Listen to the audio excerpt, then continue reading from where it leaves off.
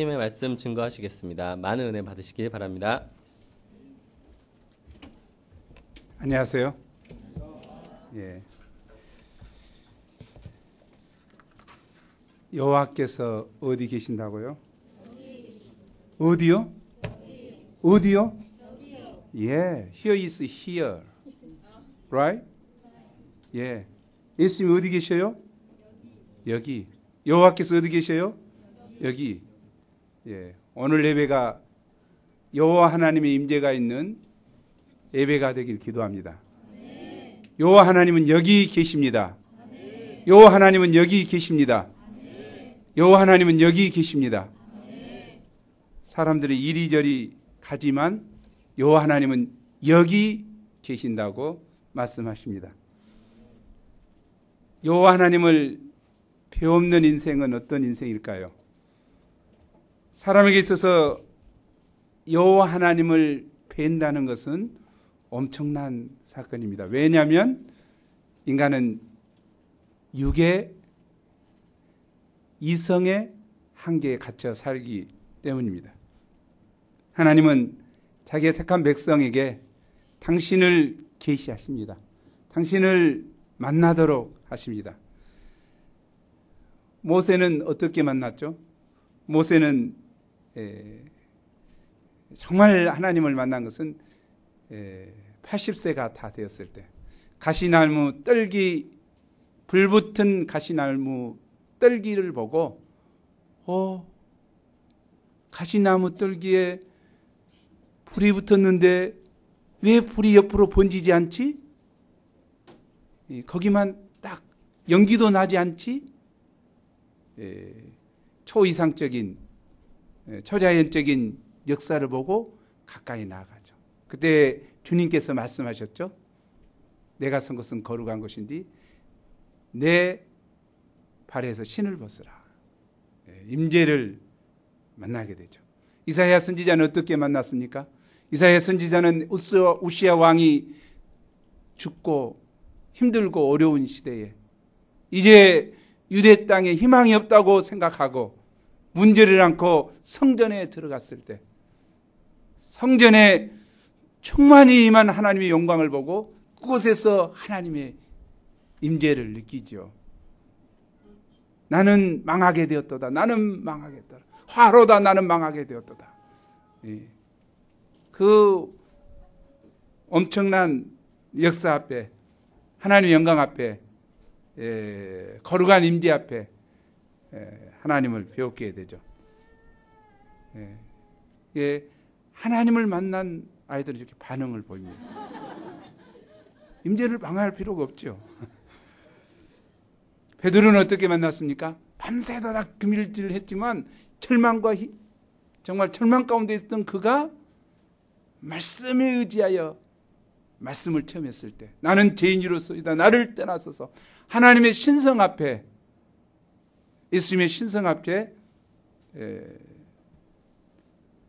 고백한 것을 볼 수 있습니다. 사무엘은 어떻게 만났습니까? 말씀이 없던 어두운 그 시대에 성전에 자고 있던 그를 하나님께서 깨우셨죠. 사무엘아, 사무엘아. 예, 내가 여기 있나이다. 하나님의 음성도 들을 줄 모르는 그를 불러 깨우셨습니다. 하나님은 오늘 여기 계십니다. 하나님은 우리를 만나주시기를 간절히 원합니다. 하나님은 각자의 심령 깊이 만나주기를 원합니다. 어떤 사람은 제가 오늘 아침에 우리 동익자한테 물어봤어요. 당신의 베델의 하나님은 어떤 분이신가? 어떻게 해서 만났어? 자신은 창세기 말씀 공부를 통해서 로마서 6장 33절 말씀을 통해서 로마서 말씀 공부를 통해서 깊이 하나님 예수님을 막 만나고 나서부터 울면서 기도하기 시작했어요. 이상한 여자죠. 성경 공부 막 시작하고 나서 너무 창조자 하나님을 만난 것이 너무 감격스러워서 눈물 나옵니다. 누구에게나 하나님은 있습니다. 오늘 여호와는 여기 계십니다. 오늘 주일 말씀 가운데 계십니다. 오늘 주일 예배 가운데 계십니다. 그 하나님을 간절히 만나고자 소원하고 그분께 마음을 열어드릴 때 그분은 임하시고 당신의 능력을 드러내실 것입니다. 그저 형식적인 예배, 그저 매일 드리는 예배라고 하면 별 의미가 없죠. 그러나 마음을 열 때 그곳에 임하십니다. 야곱은 참으로 힘든 시간을 보내고 있습니다. 오늘 형 에서를 피해 브엘세바를 떠나 하란으로 가는 장면입니다. 얼마나 힘든 시기인지 모릅니다. 그러나 그곳에서 하나님을 만납니다. 왜 하나님을 만났을까요? 그에게는 간절한 영적 소원이 있었습니다. 하나님의 축복을 쟁취하고자 하는 소원이 있었습니다. 하나님은 결코 그런 자를 버려두지 아니하십니다. 만나주십니다. 그에게 임하십니다. 그를 들어쓰셔서 당신의 영광을 드러내기를 원하십니다. 오늘 이 시간이 누스 베델의 하나님을 만나는 귀중한 시간이 되기를 원합니다. 제1부 위로와 비전을 주신 하나님, 1절에서 15절입니다. 야곱은 형 에서를 속여서 장자로서의 축복을 가로챘습니다. 에서는 아버지가 돌아가시기만 하면 야곱을 죽이겠다고 이를 갈았습니다. 이를 알아챈 리브가는 야곱을 자기 오빠 라반이 있는 밧단 아람으로 보내고자 하였습니다. 이를 위해 결혼을 구실 삼아 이삭에게 말했습니다. 에서가 햇사람 딸 2명이나 아내로 삼아 이삭과 리브가의 근심거리가 되었다는 것을 근거로 야곱이 햇사람의 딸과 결혼한다면 내가 무슨 살맛이 있겠느냐, 믿음의 결혼을 해야 된다 하고 이삭에게 제의를 했죠. 이삭도 동의를 하고 야곱을 밧단 아람으로 보내고자 하였습니다. 이삭이 야곱을 불러 그에게 결혼 방향을 주었습니다. 1, 2절이죠. 우리도 함께 읽었죠. 우리도 믿음의 결혼을 중요시 여기는 우리가, 자, 함께 시작. 너는 가나안 사람들의 딸 중에서 아내를 맞이하지 말고 일어나 밧단 아람으로 가서 내 조부 부델의 집에 이르러 거기서 내 애삼촌 나반의 딸 중에서 아내를 맞이하라. 이 부탁은 과거 이삭의 아버지 아브라함이 이삭을 결혼시키기 위해 노정에게 부탁했던 말과 똑같습니다. 이삭은 가나안 여인이 아니라 하나님을 섬기는 친족인 리브가와 결혼했습니다. 이삭은 자신이 믿음으로 결혼했기 때문에 야곱에게도 믿음으로 결혼을 하도록 도왔습니다. 어찌 보면 홍기가 넘은 야곱의 나이 몇 세라겠죠? 77세 정도 됩니다. 때문에 어려울 수도 있겠지만 분명히 믿음으로 하도록 도왔습니다. 77세. 와. 그때는 뭐 180세까지도 살고 그랬으니까 절반을 잘라야 되겠죠. 그래서 38, 39 정도 된 것 같아요. 제가 30살이니까. 그럼 믿음으로 분명히 하도록 도왔어요.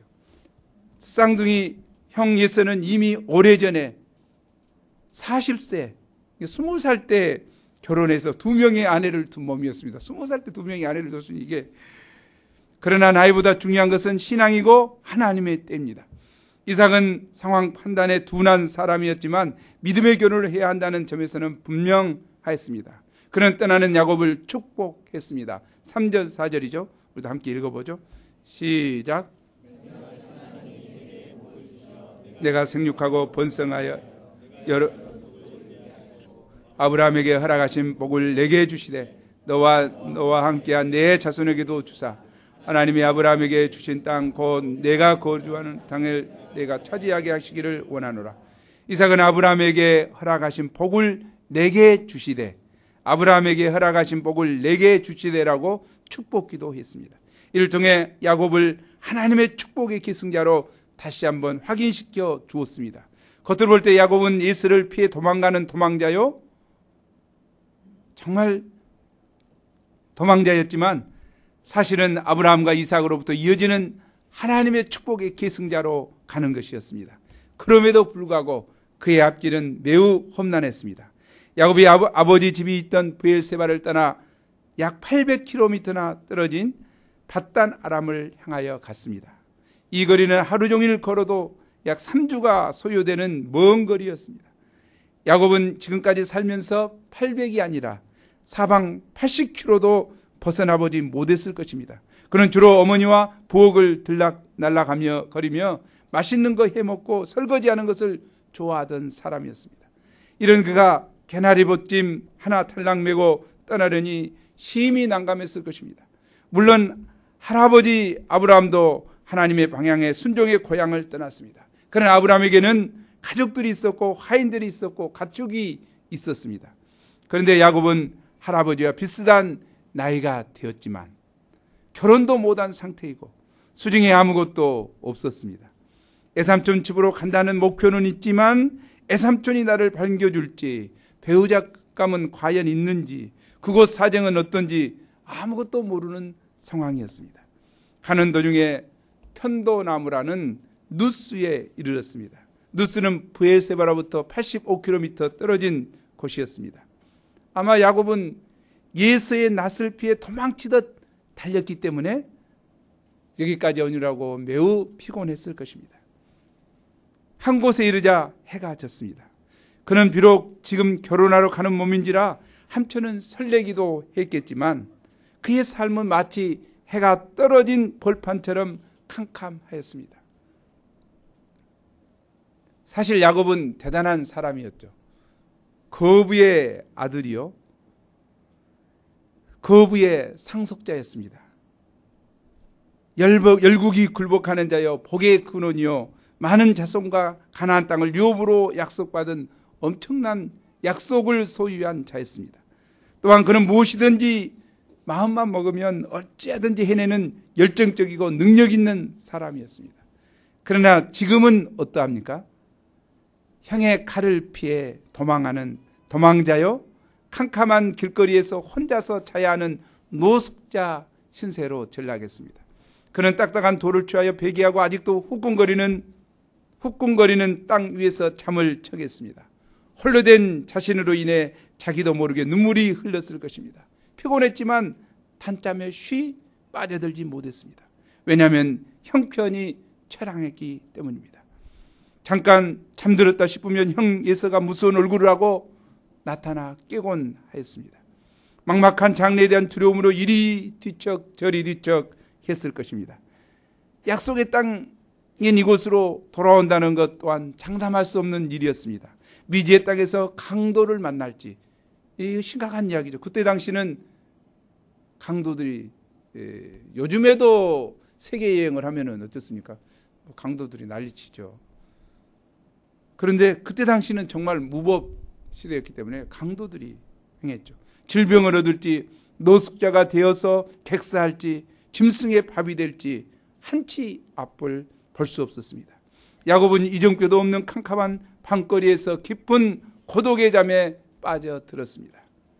그런 피곤하게 잠을 들었는데 돼지꿈, 개꿈이 아닌 놀라운 사닥다리 꿈을 꾸게 되었습니다. 무슨 꿈이요? 사닥다리 꿈을 꿨어요. 그는 꿈속에서 사닥다리를 보았습니다.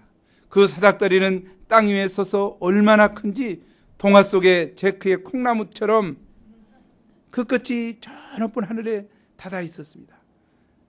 하나님의 사자 천사들이 그 위에 오르락내리락 가고 있었습니다.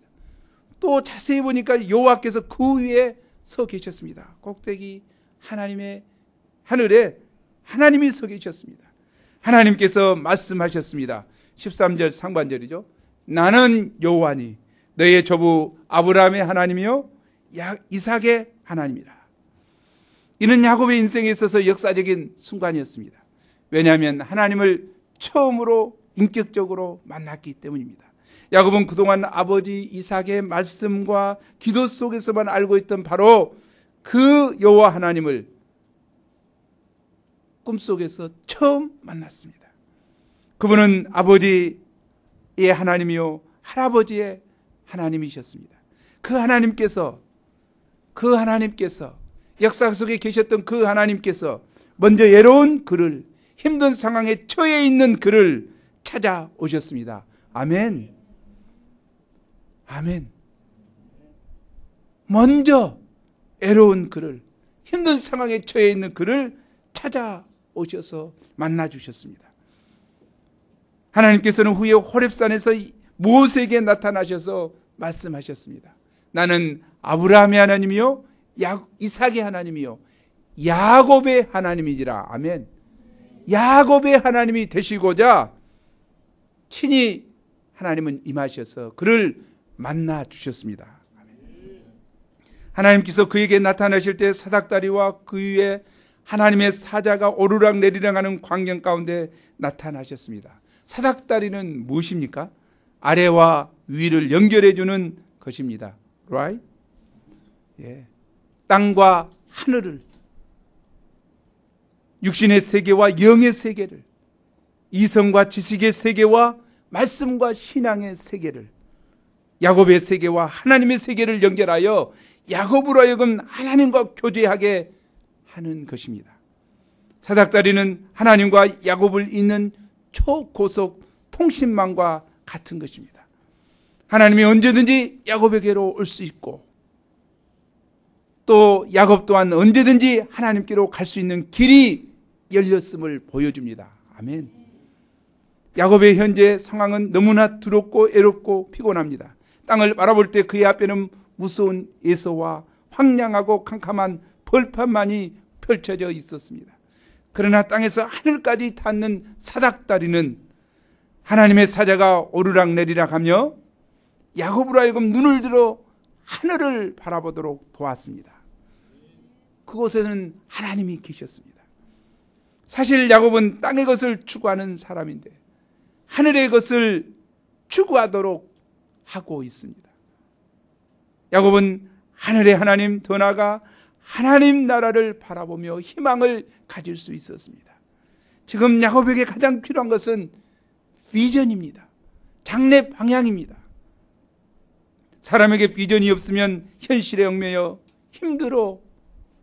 힘들지만 미래에 대한 비전이 있을 때 어떤 어려운 현실도 헤쳐나갈 수 있습니다. 이 때문에 하나님께서는 그에게 나타나 비전을 보여주셨습니다. 그 비전은 하나님의 세계에 대한 비전이요 하나님의 언약에 대한 비전입니다. 하나님의 세계에 대한, 하나님의 세계를 모르고 이 땅에 코박고 살고 있으면 그거 두더지죠.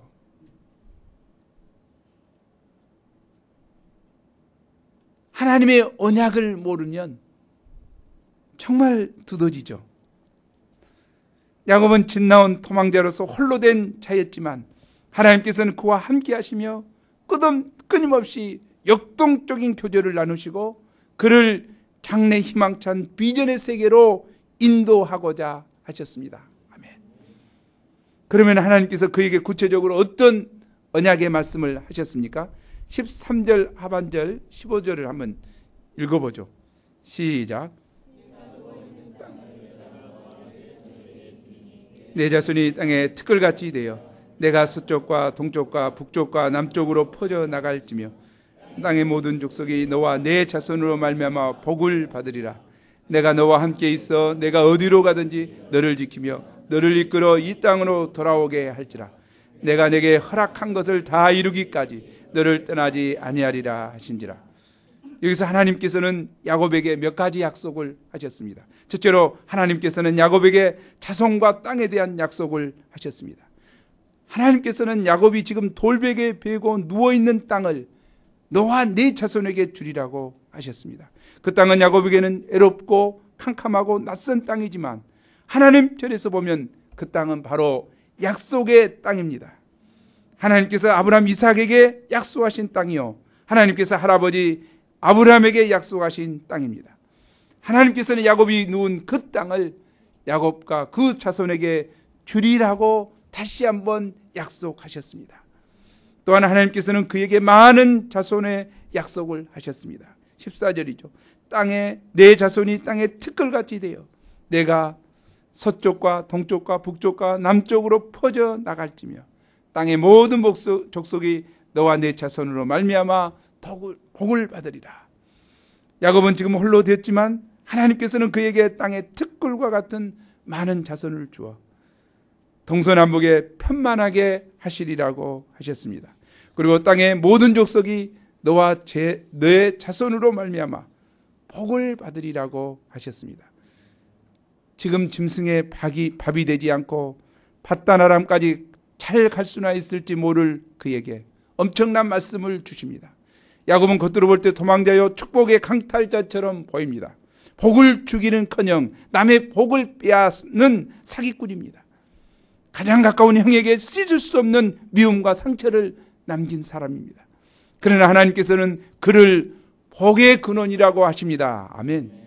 자기 한 목숨 연명하기 힘든 사람이 무슨 복의 근원입니까? 그러나 하나님은 분명히 땅의 모든 족속이 너를 인하여 복을 받을 것이라고 약속하셨습니다. 아멘. 지금 현실은 장래를 보장받지 못한 노숙자일지라도 천하만민이 너를 통해 복을 받을 것이라는 원대한 비전을 주십니다. 이는 야곱이 잘나서 그렇게 되는 것이 아닙니다. 전능하신 하나님이 뜻을 두시고 하셨기에 그리 되는 것입니다. 그러므로 야곱은 도망자가 아니라 축복된 약속을 지닌 사람이요 복의 근원으로서의 참된 자기를 발견해야 합니다. 아멘. 우리는 어떻습니까? 우리는 노숙자 같고 우리도 실직자고 우리도 별가지 모습이 있을 수 있습니다. 그러나 하나님이 우리에게 주신 비전은 무엇입니까? 아니, 자신에게 주신 비전은 있는 것입니까? 자신이 어떤 존재인가를 깊이 깨닫고 있습니까? 이것을 잃어버리면, 이것을 버려버리면, 이것이 없으면 하나님은 슬퍼하십니다. 물론 본인도 슬프겠죠. 그러나 하나님은 정말 슬퍼하십니다. 자신의 존재를 알지 못하는, 자신의 존재의 가치를 알지 못하는 그를 인해서 슬퍼하실 것입니다. 둘째로 하나님께서 야곱과 언제나 함께 하시며 그를 가나안으로 다시 돌아오게 하실 것입니다. 15절입니다. 우리 함께 읽어보죠. 시작. 내가 너와 함께 있어 내가 어디로 가든지 너를 지키며 너를 이끌어 이 땅으로 돌아오게 할지라. 내가 내게 허락한 것을 다 이루기까지 너를 떠나지 아니하리라 하신지라. 이걸 영어로 스티븐 목자가 읽어보겠습니다. Please read. Yeah. This verse. Yeah. Please. I am with you. I will watch over you wherever you go, and I will bring you back to this land. I will not leave you until I have done what I have promised you. Yeah. It is God's word for you. Please receive deeply in your heart. Okay? 이 시간 우리가 이 말씀을 심령으로 영접하기를 기도합니다. 이것을 하나님의 내마의 음성으로 이 시간 영접하기를 기도합니다. 내마의 음성은 이 시간 우리에게 임합니다. 우리가 이 말씀을 깊이 영접할 때 우리 심령에 살아있는 말씀이 될 것입니다. 하나님의 말씀은 살아있습니다. 하나님은 살아계십니다. 처량한 그에게 하나님은 약속하십니다. 음성을 주셨습니다. 이 말씀은 우리에게 생명의 말씀이 되기를 기도합니다. I am with you. 내가 너와 함께하고 있다. And will watch over you. Wherever you go. 네가 어디로 가든지 watch over you. 내가 너를 지키겠다. 얼마나 현실적인 이야기입니까?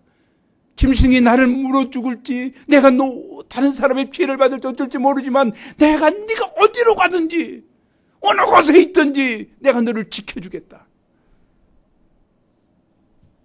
내가 I will bring you back to this land.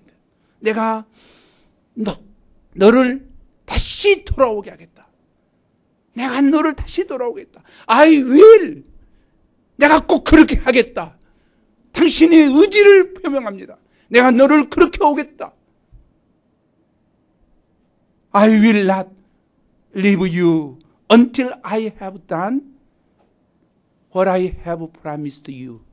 내가 너에게 약속했던 것들을 이루기까지 내가 너를 떠나지 않겠다. 깊이 영접하기를 기도합니다. 승민이가 영접하기를 기도합니다. 정말 이 말씀을 심령 깊이 영접하기를 기도합니다. 하나님은 나를 떠나지 않는다. 내게 허락했던 모든 약속을 다 이루기까지 이 약속을 붙들고 있는 사람에게는 그의 뜻을 이루실 것입니다. 하나님은 살아계십니다. 우리에게 약속을 하시기를 원하시고 우리가 기쁜 관계를 맺기를 원합니다. 하나님은 당신의 내 마음의 음성을 들려주기를 원하고 그 음성을 붙들고 사는 자를 축복하시기를 원합니다. 하나님은 이 약속의 말씀을 하시고 야곱을 버려두지 않았습니다. 야곱은 자기 멋대로 살았을지라도 하나님은 그와 함께 하시고 그가 이루는 모든 일에 축복하셨습니다. 다음 주에 있을 마가목자 말씀을 들어보십시오. 하나님은 어떻게 역사하신가? 세상에 저럴 수가 있을까? 어떻게 양이 새끼를 낳는데 아롱진 것이 나와라 한다고 해서 아롱진 것이 나오겠습니까? 어떻게 얼룩진 것이 나와라 하면 나오겠습니까? 하나님은 그와 함께 하셔서 약속대로 그에게 모든 축복을 부어주십니다. 왜 그렇습니까? 하나님이 친히 약속하셨기 때문이에요. 그의 잘남과 그의 잘해서 그런 거 아니에요. 그에게는 약점이 있고 그에게는 허물이 있고 그에게는 남보다 더 나쁜 것이 많이 있었지만 그럼에도 불구하고 하나님을 믿고 의지하는 그와 함께 하셔서 그의 기도를 다 응답하시고 그를 들어 쓰셨습니다. 하나님을 나의 이성의 세계로 나의 생각의 세계로 끌어내기는 어리석은 자가 되어서는 안 됩니다. 신자는 어떤 자입니까? 신자는 인간적인 그것으로 사는 자가 아닙니다. 나하고는 차원이 다른 하나님을 믿고 사는 자입니다. 내 생각보다 하나님의 생각이 훨씬 높고 크고 원대하신 하나님을 믿고 의지하고 바라보고 사는 자입니다. 나의 세계에 갇혀 있을 것이 아니라 하나님의 세계로 올라가고 그분의 능력이, 그분의 은혜가, 그분의 세계가 내게 임하기를 원하는 것이 신자입니다. 오늘 다시 한번 이 15절 말씀을 우리 모두에게, 아니 나에게 다시 한번 내 마음의 음성으로 임하기를 간절히 기도합니다.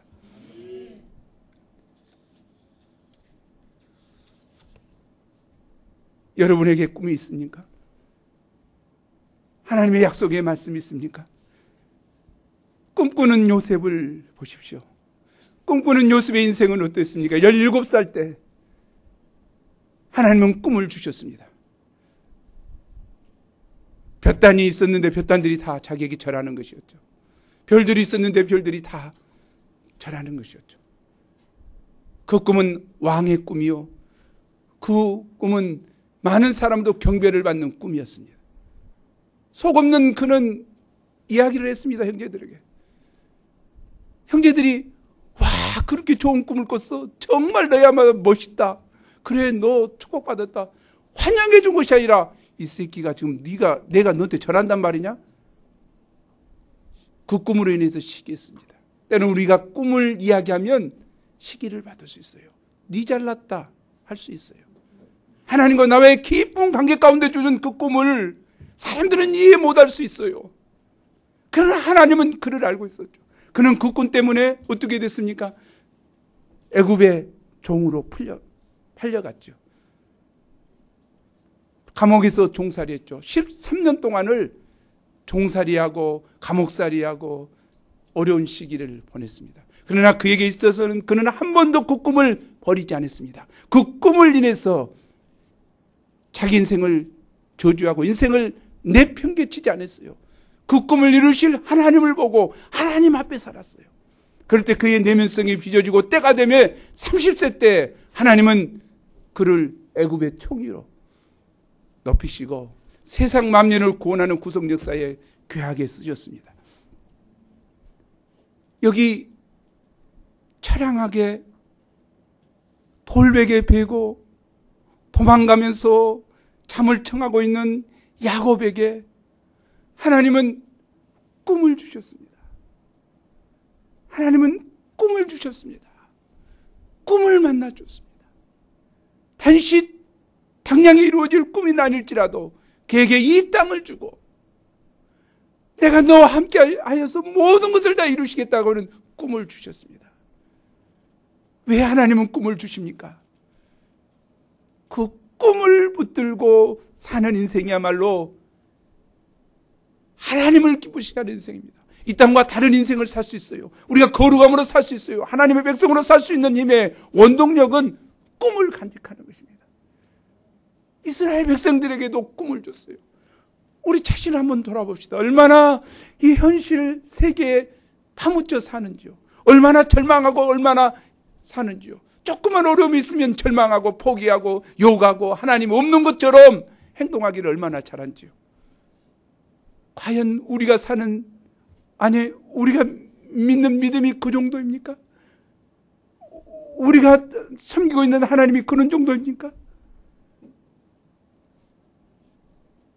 다시 한번 이삭에게, 야곱에게 꿈을 주신 하나님께서, 아니 요셉에게 꿈을 주신 하나님께서 우리에게 정말 꿈을 주시기를 원합니다. 그래서 꿈을 간직하고 그 꿈이 이루어지기 위하여 하나님 앞에 믿음의 선한 싸움을 싸우기를 기도합니다. 제부 여호와께서 여기 계시거늘 16절에서 22절입니다. 야곱이 잠이 깨어 벅차오르는 감격 가운데 혼자 중얼거렸습니다. 여호와께서 과연 여기 계시거늘 내가 알지 못하였도다. 여호와의 임재를 이토록 가깝게 경험한 것은 처음이었습니다. 그는 하나님께서 자기 어머니 집뿐만 아니라 자기가 누워있는 허 볼판에도 계심을 비로소 깨닫게 되었습니다. 바쁜 사무실에도 계시고, 아니 취업에 바쁜 캠퍼스 그 교실에도 계시고, 쓸쓸한 자취방, 나의 자취방, 아니 나의 원룸에도 계시는 하나님을 만났습니다. 하나님은 무소부재하십니다. 어두운 곳에다 계십니다. 내가 무릎 꿇는 그 순간 그곳에 계십니다. 비로소 자기가 그걸 깨달은 거예요. 하나님은 멀고 먼 하나님 나라에 계시는 것이 아니라 자기 인생길에 지금 함께 계심을 믿었습니다. 야곱이 이 하나님을 생각할 때 두려움이 들었습니다. 이 두려움은 기쁜 존경에서 나오는 경외심이었습니다. 그는 그곳이 하나님의 전이요 그 전으로 들어가는 하늘의 문임을 깨달았습니다. 그래서 그는 아침에 일찍 일어나 베개하고 있던 돌을 가져다가 기둥으로 세고 그 위에 기름을 붓고는 그곳 이름을 베델, 하나님의 집이라고 하였습니다. 야곱이 왜 그곳을 하나님의 집이라고 칭했습니까? 이는 거기에 하나님이 계셨기 때문입니다. 집이라는 어떤 사람이 사는 곳입니다. 왔다 갔다 어디 갔다 오더라도 집에서 삽니다. 그와 같이 하나님이 아무것도 아닌 그 누스라는 그곳이 그에게 있어서는 하나님의 임재를 체험한, 하나님이 계신 하나님의 성전이요 하나님의 문이 되었습니다. 야곱은 인생의 가장 절망적인 장소에서 하나님을 가장 깊이 만나는 장소가 되었습니다. 우리에게 있어서도 어떤 사람은 군대에서, 어떤 사람은 선교지에서, 어떤 사람은 힘든 직장이나 가정 핍박 가운데 가장 힘들고 외로울 때가 나의 하나님을 가장 깊이 만날 수 있는 장소요 때가 될 수 있습니다. 이렇게 나의 하나님을 깊이 만날 때 새로운 신앙의 모티브를 제공해 줍니다.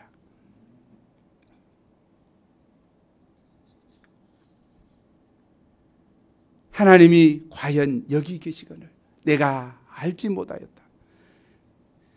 이 말씀에서 첫째, 사람은 누구나 홀로서기, 인격적인 하나님과의 만나는 깊은 개인 신앙이 필요합니다. 그런데 이 말씀을 준비하면서 생각해 봤어요. 나는 어째 개인 신앙이 있었을까? 물론 창세기 1장 1절 말씀 통해서 하나님을 깊이 만났죠. 창조주 하나님. 그렇지만 깊이 만났던 것은 어려운 시기인 것 같아요. 어려웠을 때. 그것은 군대 목포에 있으면서 만났던 것 같아요. 목포에 있으면서. 이야기하면 또 막 길어져 보니까. 어디서? 집에서, 목포 집에서 만났어요. 왜? 여름수양, 그 전 여름수양회 때 의대생 한 자매가 그냥 귀신 들려서 발작하고 난리법석을 치는 그곳에 내가 예수 이름으로 명하노니 떠나가라 쫓았는데 안 도망가고 이것이 나한테 겁만 죽었어. 내가 얼마나 겁먹었는지 몰라. 그동안 지었던 죄 다 회개하고 이게 하나님께 안 나가니까 난리법석을 피웠죠. 그래서 집에 왔어요. 집에 왔는데 집에 와서 너무 더러운 거예요. 우리 이렇게 화장실이 이렇게 17평인가 됐으니까 뭐 그런 아파트에서 살았는데 화장실 오줌을 못 누러 가요. 문 닫히면은 무서우니까 문을 열어놓고 싸야 돼. 그리고 또 우리 집사람도 문을 열어놓고 싸고 우리 모든 식구들이 다 열어놓고. 왜? 무서우니까. 귀신이 덮쳐볼 것 같으니까. 얼마나 무서웠는지 몰라요. 그런데 아침에 새벽에 딱 수양이 끝나고 왔는데 4시 반 5시면 깨지는 거예요. 안 깨지고서는 못해요. 깨져요. 깨지니까 거기서부터 이제 기도의 싸움이 시작됐죠. 여호수아서 1장 9절 말씀 붙들고 내가 내게 명한 것이 아니라 마음을 강하게 하고 담대하라. 내가 어디로 가는데 내 하나님 나여 함께 하시겠다 하시는 약속의 말씀을 두고 여러분 두려움을 느껴봤습니까? 두려움이 사무치도록 몰려오는 것을 느껴봤습니까? 사망의 권세를 느껴봤습니까? 그때 그랬어요. 기도하면 얼마나 무서운지, 얼마나 두려운지, 얼마나 싸우는 거야, 싸우는. 아브라함의 하나님, 야곱의 하나님, 이삭의 하나님, 야곱의 하나님, 함께 하시는 하나님, 나의 하나님인 것을 믿습니다. 신앙 고백부터 시작해서 싸우기 시작해요. 이 두려운 귀신아 가라. 얼마나 무서웠는지 몰라요. 한 7개월, 8개월 싸운 것 같아요. 그때 임한 거예요. 그때 임한 거예요. 빛으로 임하신 하나님. 새벽기도 하고 있는데 빛으로 팍 임하면서 쫙 세기가 그거도 달라지는 거예요. 그때부터 달라지는 거예요. 이 새끼 이리 와 너. 겁이 없어져요. 무서움이 없어져요. 얼마나 무서웠는지 몰라요. 중요한 이야기라고 생각해요. 하나님은 왜 그랬을까요? 하나님은 당신을 만나기를 원한 것 같아요. 권능의 하나님, 전능하신 하나님, 말씀대로 이루신 하나님, 말씀대로 역사하신 하나님, 말씀대로 그대로 이루어지는 하나님을 만나기를 원하신 것 같아요. 하나님의 목적은 다른 거 없어요. 당신을 우리에게 계시하시고 그 계시대로 믿기를 원하시고 그 하나님을 그대로 믿기를 원하신 것 같아요. 하나님은 그때 제게 준 것이 그렇죠. 하나님께서는 항상 나와 함께 하신다. 새벽에도 함께 하시고 저녁에도 함께 하시고 어디 어두운 곳에 가더라도 함께 하시고 기도하고 가죠. 어두우면 먼저 두려움을 심고 귀신은 먼저 두려움을 심고 그 다음에 믿음을 앗아가 버려요. 모두 무섭다 하면 그때 믿음을 앗아가. 그래서 아무것도 못하게 만든 거예요. 전설의 고향 이야기를 해서 미안한데 하나님께서는 항상 함께 하십니다. 하나님께서는 집을 떠나 홀로 된 야곱과 함께 하셨습니다. 그 옆에는 아무도 없었지만 하나님은 함께 하셨습니다. 하나님은 지친 그의 몸에 기댈 귀둥이 되시고 누울 자리가 되셨습니다. 친구처럼 그와 교제하시며 그의 애로움을 달래주셨습니다. 야곱은 겉으로 볼 때 많은 것을 쟁취하고 열매도 많았지만 사실 매우 외로운 삶을 살았습니다. 이런 그를 하나님은 함께 하시고 그의 친구가 되시고 그와 동행하기를 원하셨습니다. 하나님께서는 야곱이 이삭의 집에 있을 때도 함께 하셨고 지금 도망 다니는 중에도 함께 하셨습니다. 도망 다니는 캄캄한 길에서도 함께 하시고 애롭게 양치는 벌판에서도 함께 해 주셨습니다. 함께 하시며 그의 의지할 반석이요 누울 자리요 친구가 되어 주셨습니다. 야곱의 하나님은 늘 함께 하시는 하나님, 베델의 하나님이십니다. 이 하나님이 함께 하실 때 넉넉히 이기는 삶을 살 수 있습니다. 베델의 하나님은 항상 우리의 삶 가운데 함께 하십니다. 모세의 뒤를 이은 이스라엘 백성의 지도자 된 여호수아는 두려웠습니다. 그러나 이때 하나님께서 승리와 보호와 동행을 약속해 주셨습니다. 1장 9절 말씀 함께 읽어보죠. 제가 붙들었던 말씀인데 여러분도 붙들면 좋겠어요. 시작. 내가 내게 명한 것이 아니냐? 강하고 담대하라. 두려워하지 말며 놀라지 말라. 내가 어디로 가든지 내 하나님 여호와가 너와 함께 하시니라 하시나. 예수님께서도 제자들에게 모든 족속에게 가서 복음을 전하라고 하시면서 내가 세상 끝날까지 너희와 항상 함께 있으리라고 약속하셨습니다. 우리가 잘 아는 발자국 알죠? 마가렛 피셔백이 쓴 시 가운데 이런 내용이 나옵니다. 어느 날 밤 나는 한 꿈을 꾸었습니다. 내가 주님과 함께 해변가를 거닐고 있었고 어두운 하늘을 가로질러 나의 삶의 장면들이 밝게 비춰져 왔습니다. 나는 각 장면마다 모래 위에 두 사람의 발자국이 있는 것을 보았습니다. 하나는 나의 것이고 다른 하나는 주님의 것이었습니다. 이윽고 내가 살아온 삶의 마지막 장면이 내 앞에 펼쳐졌을 때 모래 위에 새겨진 발자국은 한 사람의 것밖에 보이지 않았습니다. 그때 나의 삶 중에서 가장 슬프고 힘든 순간이었습니다. 이 사실로 인해 나는 늘 가슴이 아파했고 그래서 주님께 여쭙습니다. 가장 힘들고 슬플 때 혼자 있는 것 같을 때 괴로웠던 그때 주님께 물었습니다. 주님, 제가 주님을 따르면 주님은 항상 저와 동행하며 친구가 되어주신다고 하지 않았습니까? 하지만 제 삶에서 가장 고통스러운 때는 왜 한 사람의 발자국만 있었는지 이해할 수 없습니다.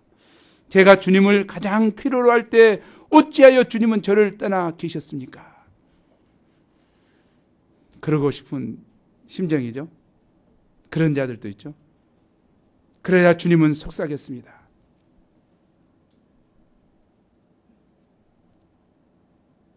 나의 귀한 아이야, 난 너를 사랑하며 결코 너를 떠나지 않을 거란다. 내가 가장 큰 시련과 어려움을 당한 그때에도 결단코 너를 떠나지 않았단다. 내가 한 사람의 발자국을 본 것은 내가 너를 안고 갔기 때문이란다. 중요한 얘기 같아요. 혹시 하나님의 임재가 느껴지지 않습니까?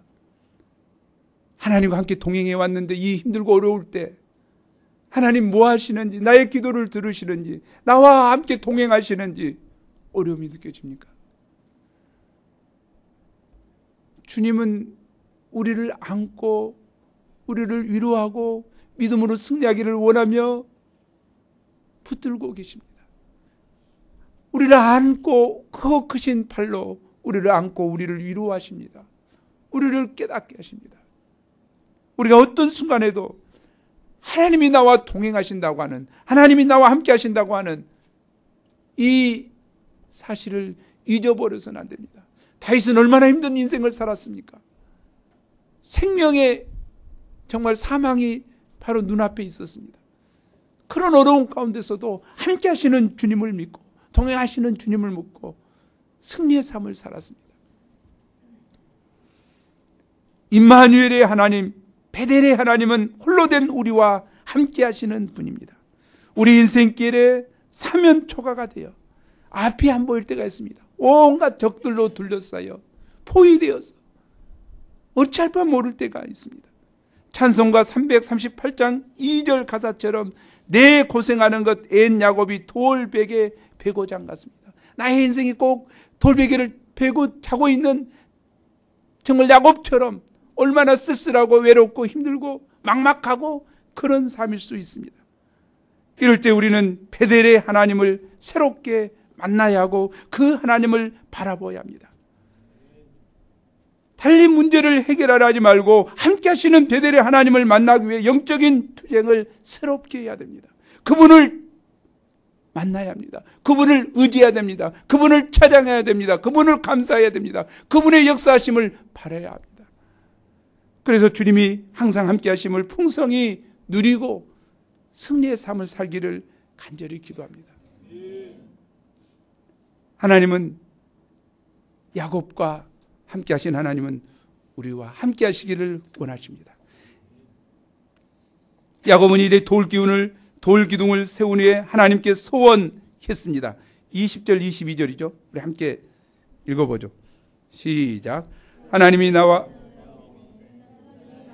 계셔서 내가 가는 이 길에서 나를 지키시고 먹을 떡과 입을 옷을 주시어 내가 평안히 아버지 집으로 돌아가게 하시오면 여호와께서 나의 하나님이 되실 것이요 내가 기둥으로 세운 이 돌들이 하나님의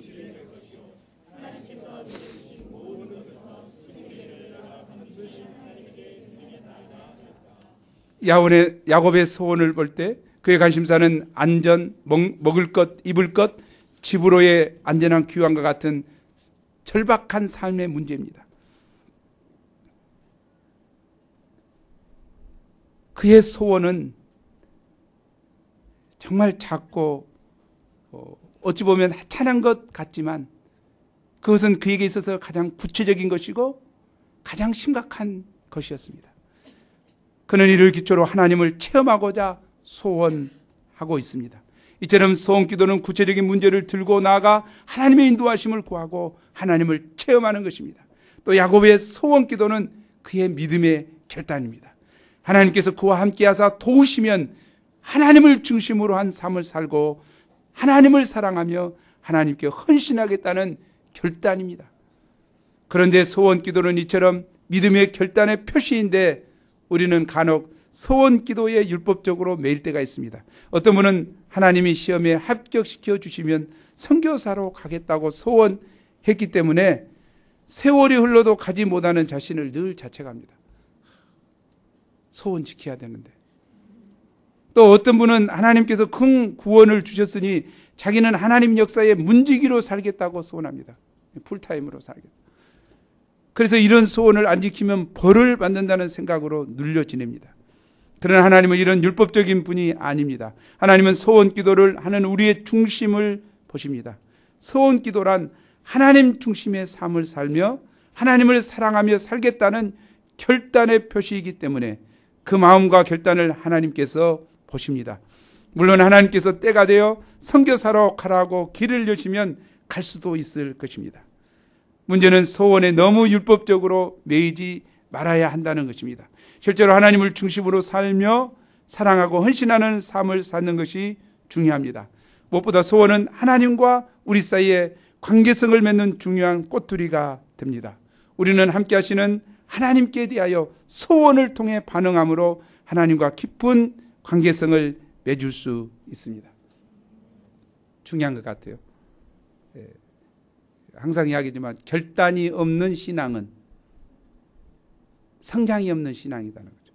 하나님 앞에 결단하는 신앙이 중요해요. 내가 이렇게 하겠습니다. 이렇게 하기를 원합니다.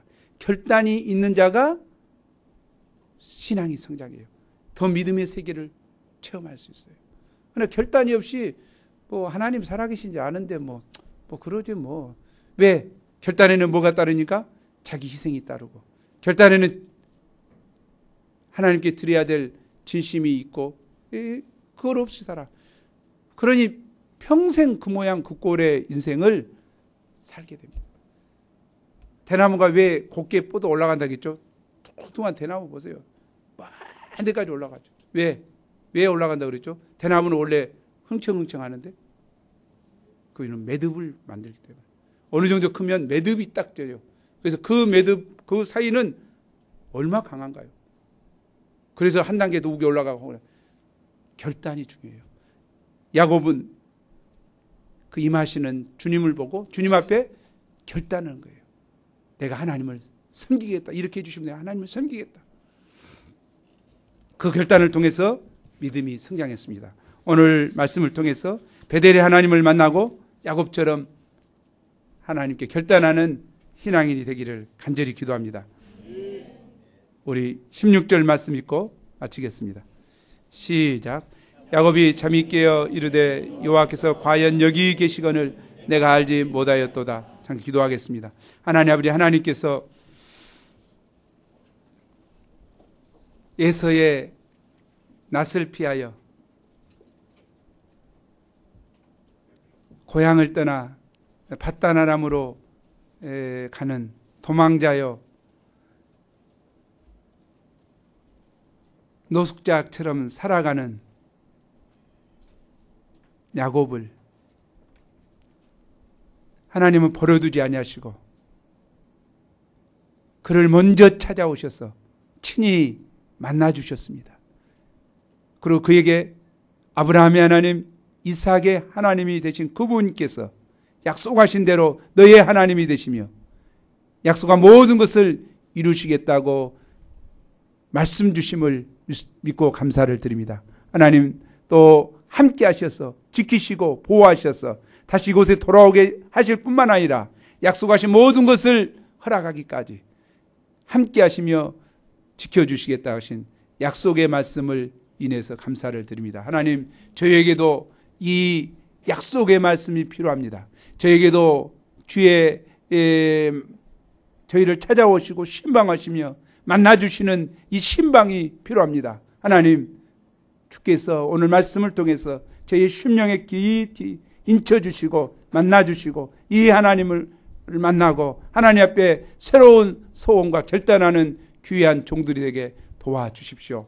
하나님, 이 소원을 기초로 야곱의 인생을 인도하신 하나님, 저희를 만나주셨던 하나님을 기억하고 그 약속을 기억하며 평생을 사랑하는 저희가 되게 도와주옵소서. 감사하고 예수 이름으로 기도합니다.